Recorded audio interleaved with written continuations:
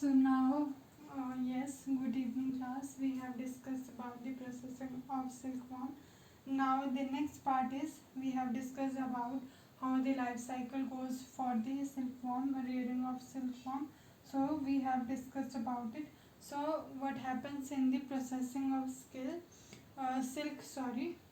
So cocoon is used for obtaining fiber. So yeah, at last you have seen the formation of cocoon, that is the formation of cocoon here. So what happens, there are small spun like structure. So what happens in here, that is obtained. So on the process of silk fiber, you have to, like, what happens, then it is obtained, and after that there is a collection of spun, and it is converted into, it is converted into developing the thread also. Okay, so the caterpillar or the silkworm spins the cocoon inside, which develop the silk moth. So what happens, in the cocoon there are silk moth are there, and they are turned into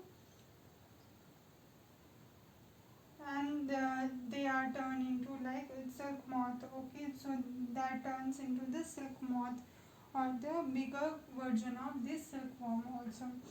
So now a pile of cocoon is obtaining silk fiber. So a pile of cocoon will turn into a silk fiber, and then cocoons are kept under the sun or boiled or exposed to the sun.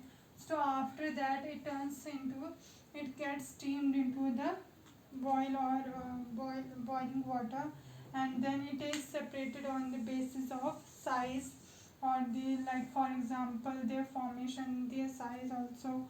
So after that they are cleaned into boiled water, so as to kill the like, for example, to kill the caterpillar or the silkworm that is living inside. And after that, you have seen some of the videos there also for that.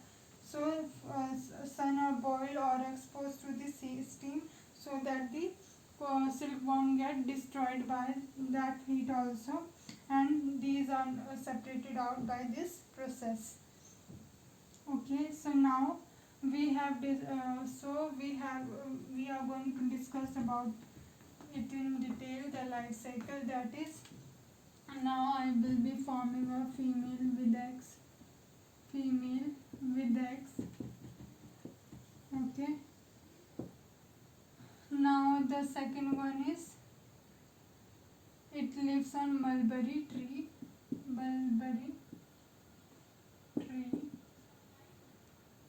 Then C is larva or the caterpillar,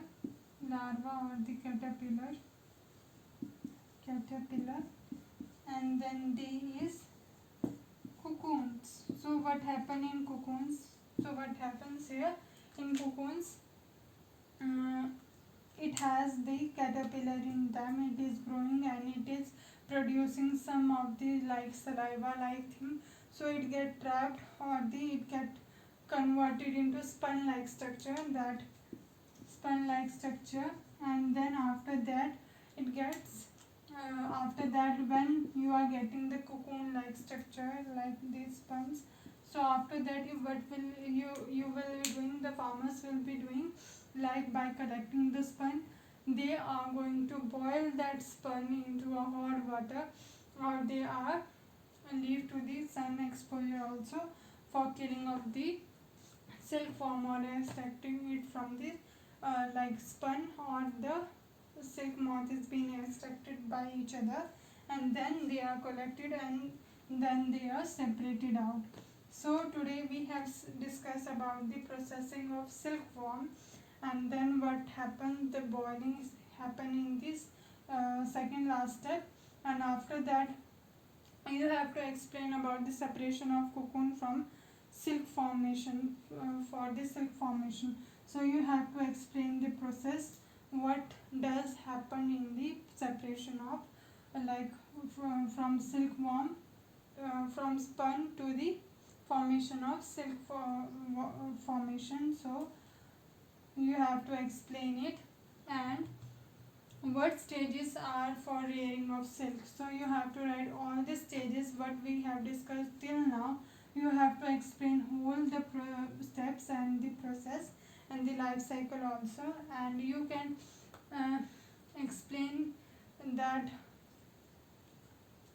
explain on what basis the silk is separated and why. So why this on what basis the separation of cocoon is made, and then extraction of cocoon from the silkworm also. How, why does it happen, and the process why does it happen. So thank you so much class. Thank you.